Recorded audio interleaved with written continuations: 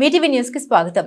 చేగుంట మండల కేంద్రంలో నిరుపేదల కోసం నిర్మించిన డబుల్ బెడ్రూమ్ ఇళ్లను ఇల్లు లేని నిరుపేదలకు వెంటనే పంపిణీ చేయాలని సిఐటియు జిల్లా ఉపాధ్యక్షురాలు బాలమణి డిమాండ్ చేశారు. చేగుంట మండల కేంద్రంలో నిరుపేదల కోసం నిర్మించిన డబుల్ బెడ్రూమ్ ఇళ్లను పంపిణీ చేయకుండా అలాగే ఉంచారని, నిరుపేదలకు వెంటనే పంపిణీ చేయాలని చేగుంట మండల కేంద్రంలోని తహసీల్దార్ కార్యాలయంలో సిఐటియు ఆధ్వర్యంలో తహసీల్దార్ నారాయణకు వినతి పత్రం అందజేశారు. అనంతరం సిఐటియు జిల్లా ఉపాధ్యక్షురాలు బాలమణి మాట్లాడారు. గత ప్రభుత్వం పేదల కోసం డబుల్ బెడ్రూమ్ ఇళ్లు నిర్మించి 8 సంవత్సరాలు కావస్తున్నా ఇప్పటి వరకు పేదలకు అందివ్వలేదని, ఈ ప్రభుత్వంలోనైనా పేదలకు ఇల్లు పంపిణీ చేయాలని, నాయకులు అధికారులు మారినా పేదవాళ్ళకి డబుల్ బెడ్రూమ్ ఇల్లు మాత్రం పంపిణీ చేయడం లేదని, ఇప్పటికైనా అధికారులు నాయకులు స్పందించి ఇల్లు లేని నిరుపేదలకు మండల కేంద్రంలో నిర్మించిన డబుల్ బెడ్రూమ్ ఇళ్లను పంపిణీ చేయాలని, లేకపోతే ఇల్లు లేని పేదలతో కలిసి ఆందోళన పెద్ద ఎత్తున చేపడతామని ఆమె హెచ్చరించారు.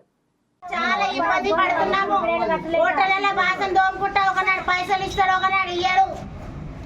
మాకు ఇల్లు ఎట్టి పరిస్థితిలో ఇల్లు కావాలి సార్. గోడలు కుళ్ళిపోయి చచ్చిపోతే మాత్రం ఇక బాధ్యత గవర్నమెంట్దే. ఇక మరి ఎట్లా చేస్తే మాకు ఇల్లే లేదు సార్.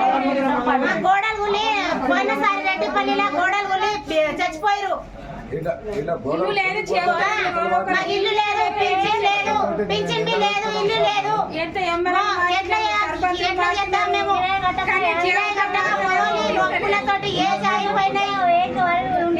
మెదక్ జిల్లా చేగుంట మండల్లో నిరుపేదలకు సంబంధించి డబుల్ బెడ్రూమ్లు కట్టడం అనేది జరిగింది.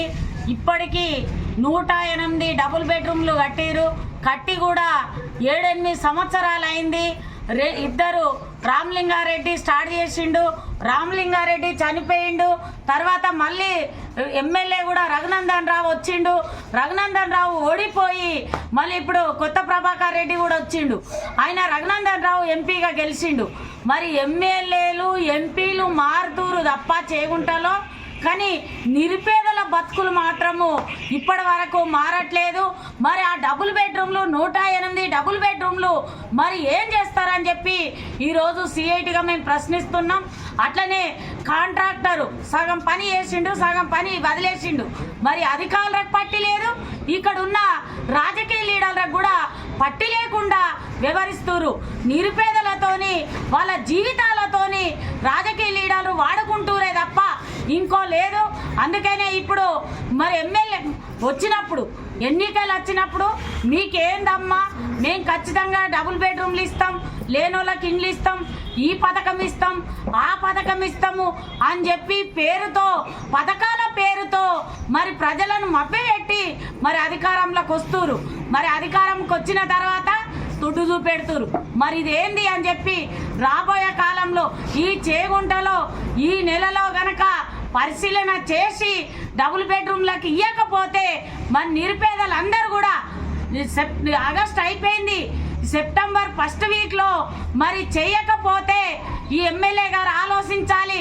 ఇక్కడ ఉన్న కాంగ్రెస్ వాళ్ళు కావచ్చు, టీఆర్ఎస్ వాళ్ళు కావచ్చు, ఈ అధికారులు కావచ్చు, ప్రతి ఒక్కరు కూడా ఆలోచించి సెప్టెంబర్ ఫస్ట్ వీక్లా మరి నిరుపేదలకు గనుక మరి ఇండ్లు పంచకపోతే నేరుగా మేమే డబుల్ బెడ్రూమ్ల వాళ్ళు అనుకుంటూ చట్టం ప్రకారము వీళ్ళని మా చేతిలోకి తీసుకుంటామని చెప్పి చట్టాలు ఏం పనిచేయాయి. ప్రజలు ఒక్కరైతే చట్టాలు ఏం పనిచేయాయి.